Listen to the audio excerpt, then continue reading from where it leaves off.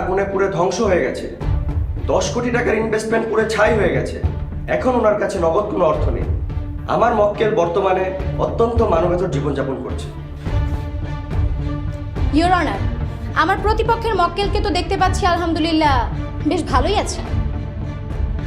Your honour, আগুনে পুড়ে 7টি তাজা প্রাণ গেছে, 7 জন মা তার সন্তান হারিয়েছেন, আর 7টি পরিবার তাদের উপার্জনক্ষম একমাত্র ব্যক্তিকে হারিয়েছেন। কিসের সাথে কি তুলনা করছেন? ইওর অনার, পর্যাপ্ত অগ্নি নির্বাপক যন্ত্র থাকলে অবশ্যই আগুন নেভানো যেত। আর ভবনে যখন আগুন লেগেছিল তখন মেইন গেটে তালা ছিল। এটা ক্লিয়ার হত্যাকাণ্ড।